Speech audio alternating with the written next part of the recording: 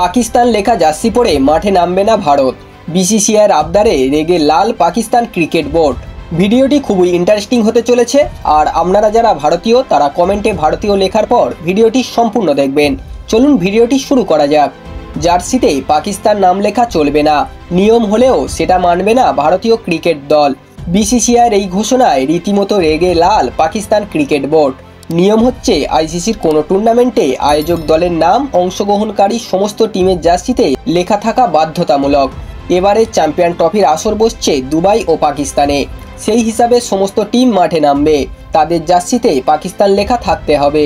যদিও বিসিসিআই জানিয়েছেন তারা এই ফরমান মানবে না, কোনোভাবেই পড়শি দেশের নাম রোহিত বিরাটদের জার্সিতে শোভা পাবে না। এই নিয়মে প্রত্যাশিতভাবে তেতে উঠেছে পাকিস্তান ক্রিকেট বোর্ড।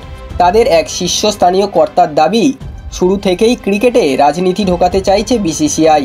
শুধু জার্সি বিতর্ক নয়, অংশগ্রহণকারী সমস্ত দেশের অধিনায়কদের সাংবাদিক সম্মেলনে আয়োজন করে পাকিস্তান, যেখানে ভারত অধিনায়ক রোহিত শর্মা আসবেন না বলে আগাম জানিয়েছিল ভারতের ক্রিকেট সংস্থা।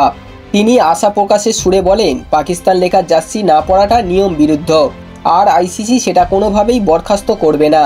তারা পাকিস্তান ক্রিকেট বোর্ডকে সমর্থন করবে। প্রসঙ্গত, এই টুর্নামেন্ট ঘোষণার শুরু থেকেই পাকিস্তানের সঙ্গে সহযোগিতায় রাস্তায় হাঁটেনি বিসিসিআই। আইসিসিকে এক প্রকার চাপে ফেলে ভারতের সমস্ত ম্যাচ দুবাইয়ে রাখার বন্দোবস্ত করা হয়। তারপর অধিনায়কদের পেস মিটে না যাওয়া এবং এখন জার্সি বিতর্ক। আগের দুটো লড়াইয়ে ভারতের সামনে পাকিস্তানকে নত হতে হয়েছে। এবার জল কোথায় গড়ায় সেটা সময় বলবে। বন্ধুরা, এই ছিল আজকের ভিডিওটি।